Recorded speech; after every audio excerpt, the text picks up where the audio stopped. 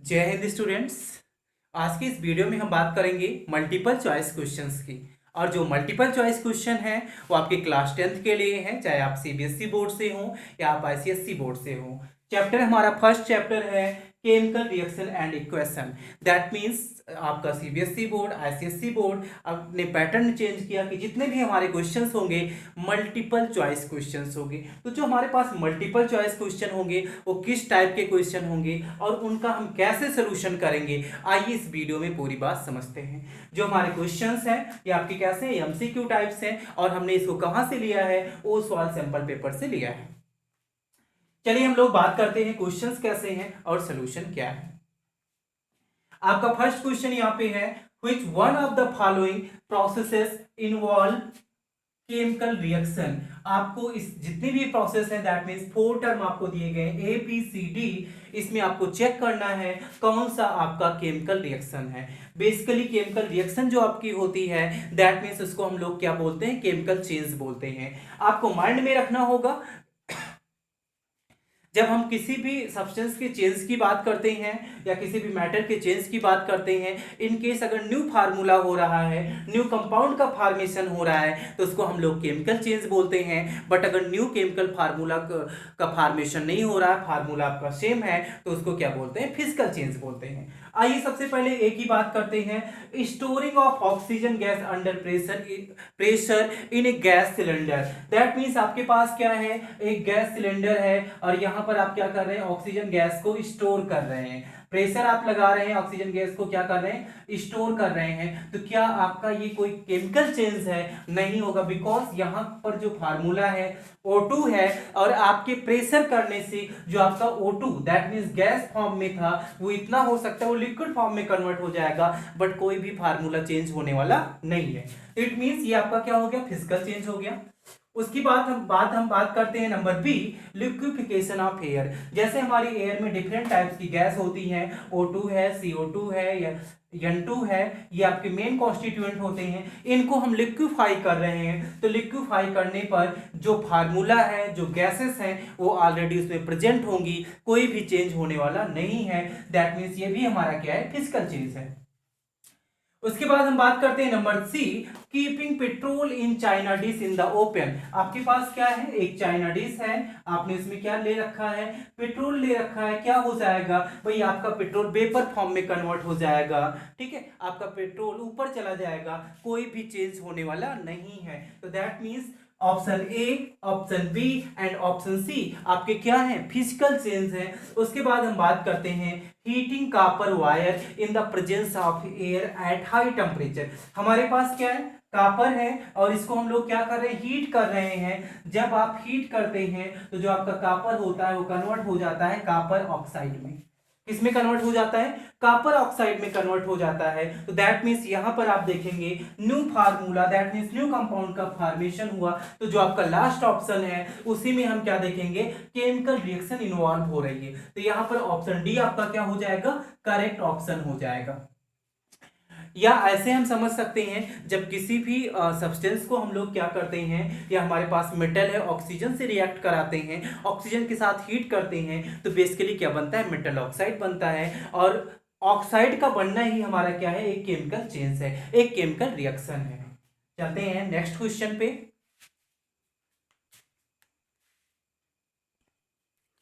Question second की बात करते हैं, which of the following is not a physical change।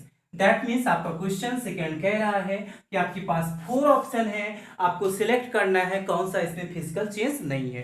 तो बेसिकली जो हमारा केमिकल चेंज होगा वो हमारा फिजिकल चेंज नहीं होगा। आइए हम बात करते हैं, मैंने पहले आपसे बोला अगर न्यू कंपाउंड का फॉर्मेशन होगा तो केमिकल चेंज, और अगर न्यू कंपाउंड का फॉर्मेशन नहीं होगा तो हमारा क्या होगा, फिजिकल चेंज होगा। आइए नंबर 1 बात करते हैं, boiling of water to give water vapour. That means आपके पास क्या है, वाटर है, इसको जब आप हीट करेंगे वाटर, ये आपका कैसा है, लिक्विड फॉर्म में वाटर होता है। और जब आप कन्वर्ट करेंगे किस में, वेपर में कन्वर्ट करेंगे, तो आप यहां पर देखेंगे जो दोनों के फार्मूले हैं, लिक्विड का फार्मूला भी वाटर है दैट मीन्स H2O है, और वेपर का भी फार्मूला क्या है, H2O है।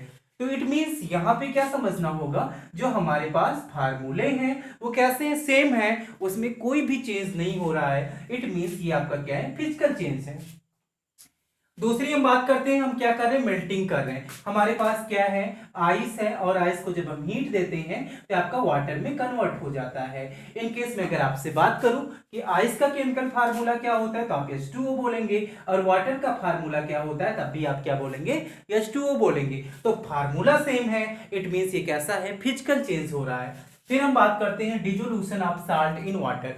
बेसिकली हम देखते क्या है, जब किसी वाटर में कोई सॉल्ट हम डिसॉल्व करते हैं, ठीक है, सॉल्ट को डिसॉल्व करते हैं तो उसका एक सोल्यूशन बन जाता है। बट वही सोल्यूशन जब आपका क्या होने लगे, फिर से प्रेसिपिटेट, दैट मीन्स जो आपका साल्ट है वो कलेक्ट होने लगे, तो उसको हम लोग क्या बोलते हैं, डिसोल्यूशन बोलते हैं। कि अब वो जो आपका डिसॉल्व हुआ था फिर से सॉल्ट के फॉर्मेशन में आ जा रहा है, तो उसको क्या बोलेंगे, डिसोल्यूशन बोलेंगे। तो वहां पर भी केमिकल फार्मूला का कोई भी चेंज नहीं होता है। लास्ट हमारा है combustion of liquid petroleum gas. Liquid petroleum जो गैस हमारी होती है, बेसिकली अगर हम इसकी बात करें तो ये हमारा हाइड्रोकार्बन होता है। और जब हम लोग हाइड्रोकार्बन का कंबसन करते हैं तो आपको यहाँ पर क्या मिलता है, CO2 गैस मिलती है, साथ में वाटर मॉलिक्यूल्स मिलता है, और एनर्जी भी क्या होती है, रिलीज होती है। तो यहाँ पर क्या देखेंगे, न्यू कंपाउंड का फॉर्मेशन हुआ, इसलिए हम इसको क्या बोलेंगे, केमिकल चेंज बोलेंगे। आपको आंसर क्या देना था, which of the following is not a physical change, that means यहाँ पर फिजिकल चेंज कौन सा नहीं है, तो ऑप्शन डी हमें मिल रहा है, ये आपका फिजिकल चेंज नहीं है, ये कैसा चेंज है, आपका केमिकल चेंज है। और वहां पर वन थिंग और हम बात करेंगे आपसे कि आप किसी भी कंपाउंड का जब कंबसन करेंगे तो आपको अपने माइंड में रख लेना है only one way, that means कि ऑलरेडी जब कंबसन करेंगे तो हमारा क्या है, वो आपका केमिकल चेंज है। बेसिकली जब हाइड्रोकार्बन होगा कार्बन डाइऑक्साइड गैस तो रिलीज ही होगी, इसमें कोई डाउट ही नहीं होना चाहिए आपको। समझे आप कि ये क्या हो गया, दैट मीन्स ये हमारा कंबसन किसी का भी कराएंगे तो क्या होगा, केमिकल चेंज होगा। चलते हैं नेक्स्ट क्वेश्चन पे।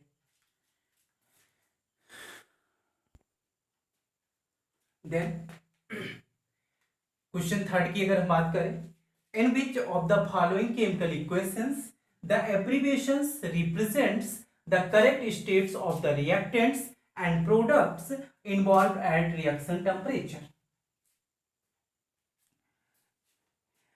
बेसिकली आपको समझना क्या है, यहाँ पे आपको एब्रीविएशन, दैट मीन्स जो आपका यहाँ पर देखें यल राइट किया गया है, यल राइट किया गया है, जी राइट किया गया है, तो कह रहे हैं जो आपकी रिएक्शंस हो रही है आपको बताना है कौन सा आपका करेक्ट है, कौन सा स्टेटमेंट करेक्ट है। तो यहाँ पर 4 रिएक्शन है। आइए एब्रीविएशन की हम बात कर लेते हैं जो यहाँ पर दिया गया है।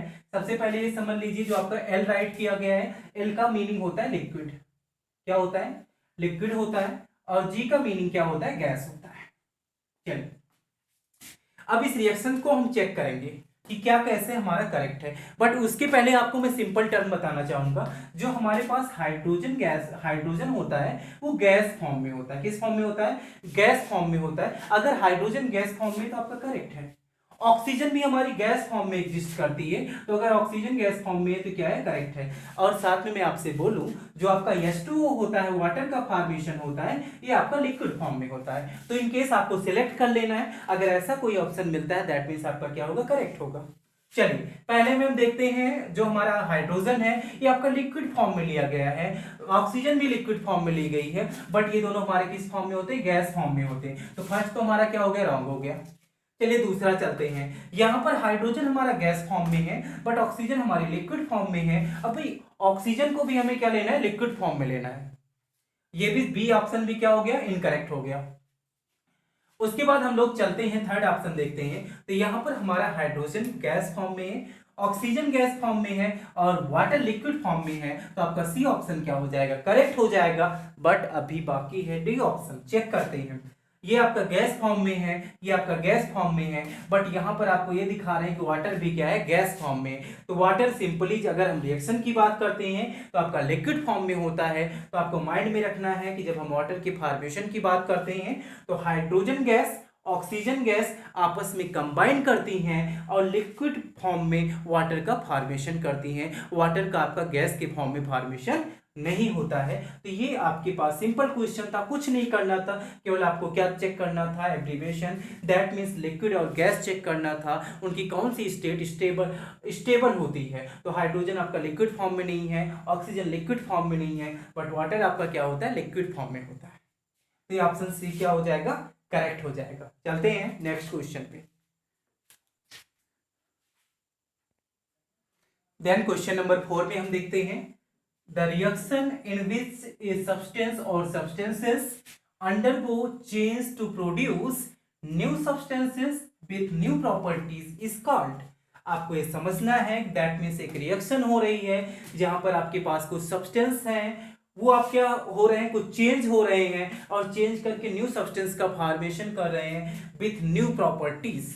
जो आपके सब्सटेंस होंगे, नए प्रॉपर्टीज वाले सब्सटेंस होंगे, उनको हम क्या बोलेंगे। यहाँ पर आपका फर्स्ट है बायोकेमिकल रिएक्शन। ठीक है, क्या है आपका biochemical reaction, nuclear reaction, a physical reaction and a chemical reaction. Basically जो हमारी न्यूक्लियर रिएक्शन है, बायोकेमिकल रिएक्शन है, ये सभी किस में आ जाती हैं, केमिकल रिएक्शंस में आ जाती हैं। तो आपको मीनिंग ये समझना है जहां पर न्यू टाइप सब्सटेंस का फॉर्म हो, न्यू प्रॉपर्टीज की सब्सटेंस का फॉर्म हो, उसको हम लोग क्या बोलते हैं, केमिकल चेंज बोलते हैं। और जितनी भी केमिकल रिएक्शंस होती हैं वो एग्जाम्पल होती हैं केमिकल चेंज का। बेसिकली फिजिकल चेंज में हम क्या देखते हैं, न्यू प्रॉपर्टीज का सब्सटेंस हमें नहीं मिलता है। तो यहाँ पर जो आपका आंसर हो जाएगा वो आपका ऑप्शन डी हो जाएगा, केमिकल रिएक्शन। आप मेमोराइज करके रखेंगे कि कोई भी रिएक्शंस है जहां पर न्यू सब्सटेंस का फॉर्मेशन हुआ, न्यू प्रॉपर्टीज के सब्सटेंस का फॉर्मेशन हुआ, उसको हम लोग क्या बोलेंगे, केमिकल रिएक्शंस बोलेंगे। तो ऑप्शन डी आपका क्या हो जाएगा, करेक्ट ऑप्शन हो जाएगा। चलिए नेक्स्ट क्वेश्चन पे।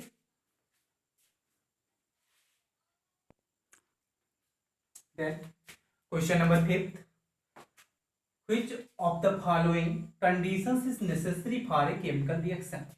दैट मीन्स 4 ऑप्शंस आपको गिवन है। यहाँ पे आपको ये चेक करना है कौन सी कंडीशन है जो नेसेसरी है किसी केमिकल रिएक्शंस के लिए। तो आइए वन बाय वन हम लोग क्या करते हैं, रीड करते हैं। It must be accompanied with change in temperature and pressure. यहाँ पर मैंने टिक, दैट मीन्स टेम्परेचर है एंड प्रेशर है। कह रहे हैं जो हमारी केमिकल रिएक्शन है उसमें क्या must be, that means change होना चाहिए क्या, टेम्परेचर एंड प्रेशर। भाई ये बातें 100% आपकी रॉन्ग है।